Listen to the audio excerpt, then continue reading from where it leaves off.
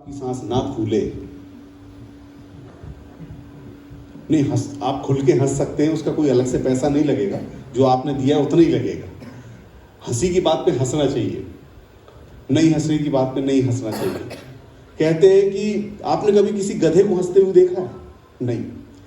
अगर किसी हंसी की बात पे कोई गधा धीरे धीरे करके मुस्कुराना शुरू कर दे तो आप समझ जाइए कि वो आदमी बनने वाला है। और किसी हंसी की बात को सुनकर भी कोई आदमी उदास बैठा रहे तो समझ जाओ ये धीरे धीरे करके। इसलिए हंसी की बात पे हंसना चाहिए और अपना इंसान होने का परिचय देते रहना चाहिए। चलिए साहब, देख रहा हूँ कार्यक्रम में छोटे छोटे बच्चे भी मुझे दिखाई दे रहे हैं यहाँ पर। मैं आज के इन बच्चों को देखता हूँ ना, 21वीं सदी के बच्चों को, मुझे अपना बचपना याद करके बड़ी शर्मिंदगी होती है। हम लोग कितने बेवकूफ़ थे इनकी तुलना में, और ये कितने इंटेलिजेंट हैं। हमको तो 100 तक की गिनती मार मार के सिखाते थे, 100 तक गिनो, हम 89 पे अटक जाते थे, समझ में नहीं आता था। इसके बाद 80 बोलना है कि 90। और ये छोटे छोटे बच्चे आजकल के, ये 100 तक की गिनती तो टीवी का चैनल बदल बदल के सीख लेते हैं। उसके बाद इनके पास लैपटॉप है, कंप्यूटर है, मोबाइल है, इतनी चीज़ें हैं साहब। आप इनसे कुछ पूछो ये जवाब नहीं देते, इतने इंटेलिजेंट हो गए, आपके क्वेश्चन पे एक और क्वेश्चन ठोकते हैं। मैंने एक बच्चे से पूछा, मैंने कहा बेटा एक चीज बताओ, ये गर्म तवे पे जब कॉर्न फूट के पॉपकॉर्न बनता है तो ऐसा उछलता क्यों है? वो बोला अंकल आप उस पर बैठ के देखो, समझ में आ जाएगा। क्या तेज दिमाग है आजकल ये बच्चों का, 21वीं सदी वालों का। वो अभी मैं बाहर दोपहर के समय एक गार्डन में यहाँ पे बाजू में गया, एक लड़का बैठ के वहाँ चॉकलेट खा रहा, 1 2 3 4 12 चॉकलेट खा गया वो एक बार में। मैंने कहा बेटा ऐसा नहीं करते, ज़्यादा मीठा खाने से इंसान जल्दी मर जाता है। बोले अंकल आपको पता है मेरे दादाजी 112 साल तक जिंदा थे। मैंने कहा वो मीठा कम खाते थे? बोला नहीं, वो अपने काम से काम रखते थे। खतरनाक बच्चे हैं साहब। अच्छा, और ये छोटे वाले बारीक नहीं, मैंने आपसे कहा जो 2000 के बाद पैदा हुए 21वीं सदी के बच्चे, जो आज की डेट में 20-22 साल की उम्र के हैं, ये साहब कौन सी दुनिया में रहते हैं कोई समझ भी नहीं सकता है। आप इनसे कुछ पूछोगे तब पता चलेगा ये कौन सी दुनिया में। अभी यहाँ एक लड़का है 18-19 साल का, मेरे साथ बाहर निकला घूमने, बहुत जंगल है यहाँ पर। एक पेड़ पे एक पक्षी बैठा था, मुझसे पूछने लगा उदय भैया ये कौन सा पक्षी है? मैंने ध्यान से देखा, मैंने कहा अरे ये तो किंगफिशर है। तो मुझसे पूछता है ये माइल्ड है स्ट्रॉन्ग है? कहाँ दिमाग चल रहा होता है इनका। वो मुझे याद है कि लॉ कॉलेज के स्टूडेंट को उसके प्रोफेसर ने फेल कर दिया। वो शाम को उनके घर पहुंच गया, बोला सर आपने मुझे फेल किया। बोले हाँ किया। क्यों किया?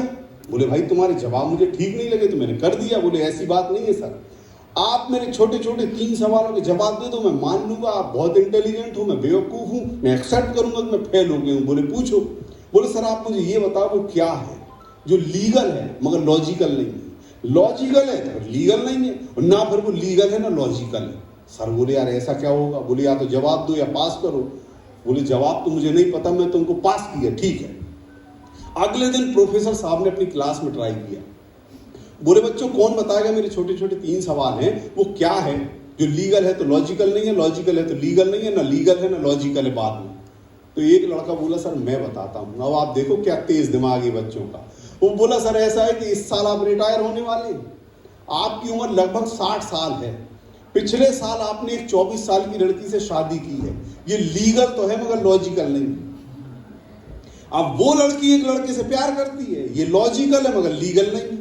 और उसी लड़के को कल आपने पास कर दिया जो ना लीगल है ना लॉजिकल है।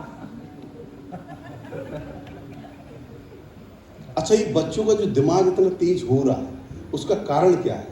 एक ऐसा कार्यक्रम जो पहले रोज होता था घर में स्कूल में वो बंद हो गया। वो कार्यक्रम है पिटाई का कार्यक्रम। पहले पिटाई रोज होती थी, आजकल बंद हो गई है। आजकल जो बच्चों को रिफ्रेशमेंट के नाम पे घुमाने ले जाते हैं ना, मॉल ले जा रहे हैं, water kingdom, Bollywood park, refreshment के लिए। हमारा जब बचपना था तो रिफ्रेशमेंट का एक ही साधन था, एक जोरदार झापड़ मारते थे, बच्चा 3 दिन तक रिफ्रेश रहता था।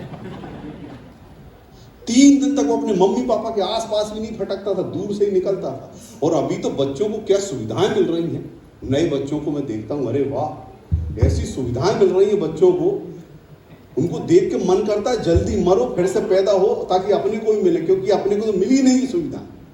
आप देखो बच्चों को, छोटे से बच्चों को ऐसा चांटा मार दो थोड़ा सा, आपने हमको क्यों मारा, ऐसे खड़े हो जाते, मम्मा आपने हमको क्यों मारा। सामने आके पूछते मुंह से मुंह लगा के, आपने हमको क्यों मारा। अरे हमारी पिटाई होती थी पूछ न गए एक तरफ, हम तो हाथ छोड़ा के भागते थे ताकि आगे पिटने से बचे। क्योंकि एक आध थोड़ी पढ़ता था, 10, 15, 25 जब तक वहां पिटते रहो। वो बच्चों को देखो अचानक बोले मम्मी ये क्या सब्जी बनाई आपने, मेरे को बिल्कुल पसंद नहीं। कोई बात नहीं बेटा, पिज्जा बना देती हूँ, बर्गर खाएगा, चाउमीन बना देती हूँ, कुछ ऑनलाइन बुलवा देती हूँ। इतने सारे ऑप्शन। हमारे पास तो 2 ही ऑप्शन रहते थे। हमारी माँ बोलती थी तू ये सब्जी खाएगा या चप्पल, और कोई ऑप्शन ही नहीं था। और हम दोनों खाते थे, पहले चप्पल बाद में सब्जी।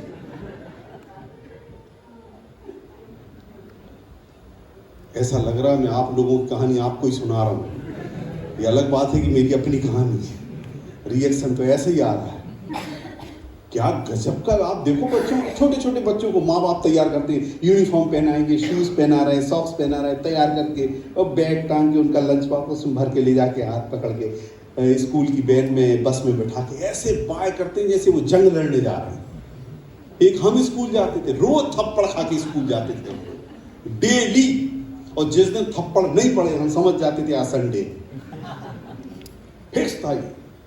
अच्छा, पिटाई भी ऐसी होती थी पता ही नहीं चल रहा किस बात के लिए मार रहे हैं। पूछने की हिम्मत थी नहीं। रात को देर तक जाग रहे तो पिटाई, सुबह देर तक सो रहे हैं तो पिटाई, नहाने नहीं जा रहे तो पिटाई, बड़ों के नहाने के टाइम बाथरूम में घुस गए उस पे से पिटाई, जहां बड़े लोग बैठे वहां से बार बार निकल रहे उस पे से पिटाई, कहीं चप्पल घुमा के आ गए उस पे से पिटाई, किसी और की पहन के आ गए उस पे से पिटाई, किसी को पीट के आ गए तो पिटाई, किसी से पिट के आ गए तो पिटाई। और कई बार तो इसलिए मारते थे, इसको 4-5 दिन से नहीं मारा, आज तो पीटे।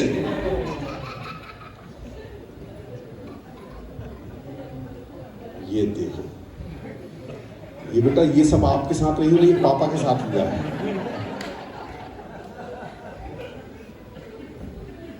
ये पापा की कहानी है, उसके पहले वाली आपकी थी। अच्छा, ये जो पिटाई नहीं हो रही अभी, और पहले क्यों होती थी वो मैं आपको एक कारण बताता हूँ। मेरा अपना ऑब्जर्वेशन है। हम लोग 6 भाई बहन हैं। मेरे पड़ोस में एक अंकल रहते थे, उनके 9 बच्चे थे। इस तरफ एक दूसरे अंकल रहते थे, उनके 13 बच्चे थे। पहले बच्चे भी ऐसे परिवार में, किसी के 10, किसी के 12, किसी के 15। अब नया जमाना आया है, न्यूक्लियर फैमिली। कोई नहीं परिवार में, सिर्फ हस्बैंड वाइफ, एक बच्चा, बड़ी मुश्किल से किसी के यहाँ 2, इससे ज्यादा दिखते नहीं।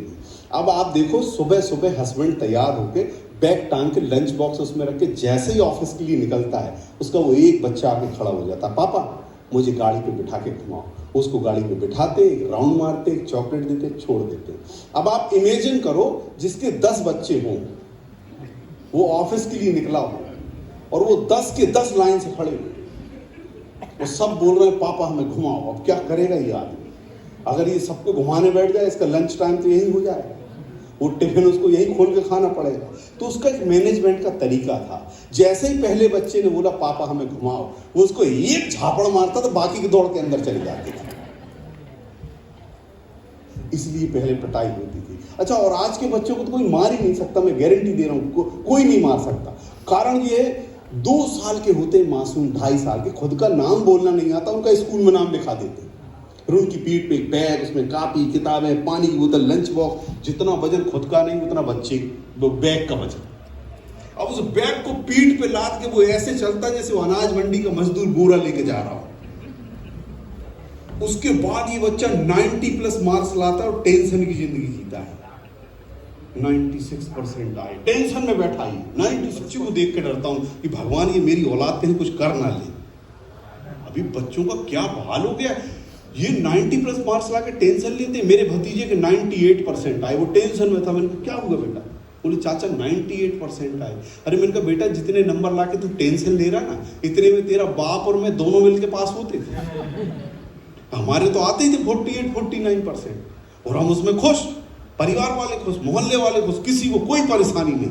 आजकल बच्चे 90+ मार्क्स ला के टेंशन में रहते। मैं बच्चों से एक बात कहना चाहता हूँ, आप अपना 100% दीजिए, लेकिन जब रिजल्ट आता है तो उसे स्वीकार कीजिए, क्योंकि ये कागज की डिग्रियों पे लिखे हुए परसेंटेज किसी का भाग्य तय नहीं करते। आप अपने भाग्य बनाने वाले आप खुद हो। जिंदगी में जो चाहोगे वो बन जाओ। मैं इस तरह की बातें लगातार बहुत देर तक कर सकता हूं, लेकिन यहाँ मेरे पास एक टाइम स्लॉट होता है, उतनी देर में मुझे अपनी बात करनी होती है। जाते जाते मैं अपने मन की एक बात आपसे शेयर करना चाहता हूँ। जब मैं कॉलेज में फाइनल ईयर में था तो मेरे सामने ये था कि मैं लाइफ में क्या करूंगा। तब तक मैं शौकिया तौर पे प्रोग्राम करता था।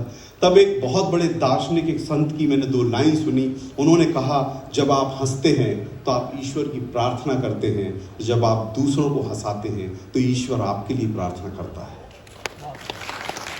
और तब मैंने ये तय किया कि मैं जिंदगी में एक ही काम करूंगा, मैं लोगों को हंसाऊंगा। हंसते हुए लोग खूबसूरत दिखाई देते हैं और मैं अपने काम से लोगों को खूबसूरत बनाता हूं। बहुत बहुत धन्यवाद। नमस्कार। जय हिंद।